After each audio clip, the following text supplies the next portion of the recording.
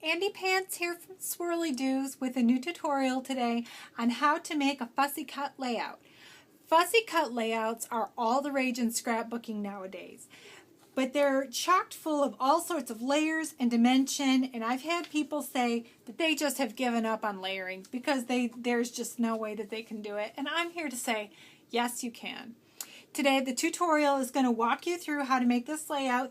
You might recognize this background from last week's video, or my last video that I did, which was, I believe, 2 weeks ago. So if you'd like to see how we did the background, go ahead and check that out from 2 weeks ago on the Swirlydoos YouTube site. But the rest of this is all fussy cut pieces from the page that was here in the Passionberry kit. The pieces are just absolutely phenomenal. They are so cute. The pieces from IOD. And you can see all the different layers and dimension that I have going on here. The most important thing to remember is that you want to do things in bottom, middle, top layer.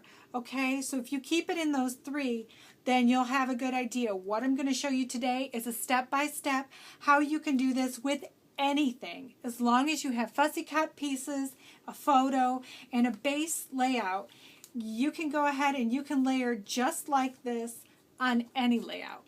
So sit back and relax, enjoy the video, and then go ahead and give it a try on your own, maybe even with the Passionberry kit, because we do have these gorgeous pieces that fussy cut so nice. I wanted to show you how to do a fussy cut layout because they're all the rage right now in scrapbooking, and I've heard a lot of people say that they don't quite know how to layer. So what you do is you go ahead and cut out all your fussy cut pieces that you would like to use, and you don't have to have a purpose for each one as you cut it out. Just kind of randomly cut out the pieces that you like, that you think that you would like to go on the layout. I went ahead and cut my border piece into the points on the ends. And then if there's any pieces that you maybe want to ink, sometimes inking just kind of gives it a finished look. Anything that you would like to kind of distress, go ahead and do that. And you're going to start your layering just two-dimensionally. Just lay everything down, kind of stacked, tucked in and out where you would like it to go. And think about your 3D embellishments. For example, the cheesecloth that I have sitting over on the left, you saw me kind of decide what I wanted to do with that. And when you have a general idea of what you want, go ahead and take everything off your page and strip it down to the very bottom layer. And here I'm just using leftover cardboard pieces from some chipboard punch outs that I had. And I'm gluing these on. And for the first layer, because this is the bottom layer, you can see I'm only doing one piece of chipboard. So as you start from the bottom and you build your way up, the easiest way to start doing this is you put 1 on the bottom layer, you put 2 on the layer above that, 3 on the layer above that, and so on and so forth. You don't have to use chipboard if you don't want to.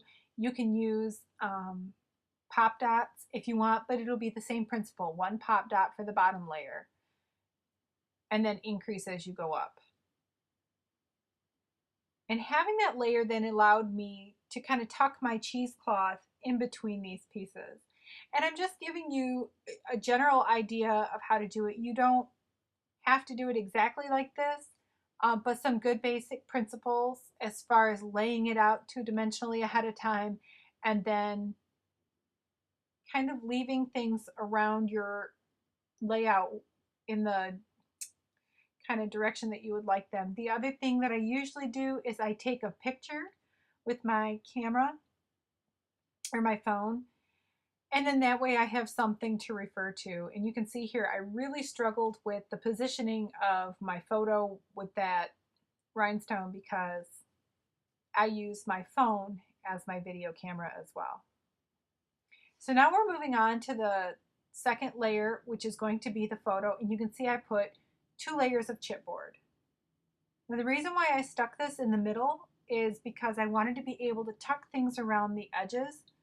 But if you leave it only in the middle, the edges of your photo are going to collapse over time. So eventually, and you'll see a little later on, you are going to need to support those corners.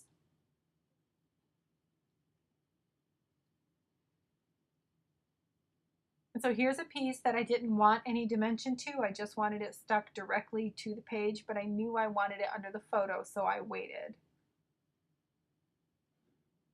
And because your rhinestones are going to be stuck to the paper, you're going to want to lay your rhinestones down early in the layout. They're not going to be part of your top layers unless you're putting them directly on top of the photo or other embellishment, obviously. And there's another one that I just, it was another first layer. So you kind of start with the base, the first layer, and then as you build up, if there's still something you want to tuck underneath, you don't lose that capability. These pieces were so small, I had a really hard time with how gooey they were, but you can see there I'm supporting the corners of my photo because I'm not wanting to put anything underneath those two corners. So I'm okay with going ahead and blocking my corners now.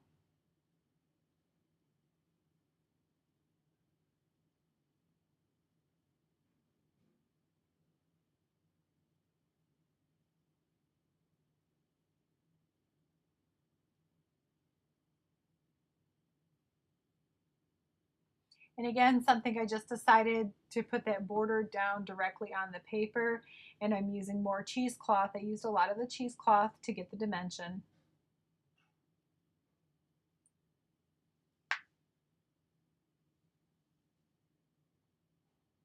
And I just glued that one directly on the photo. So the photo is holding that piece up and the photo is holding up the banner. I glued the banner also directly on the photo.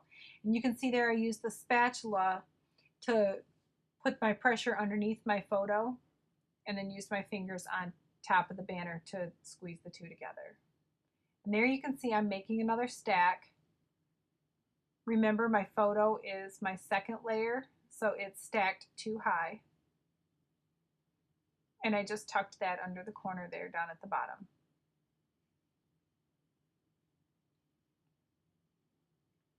And here I'm using 3 pieces.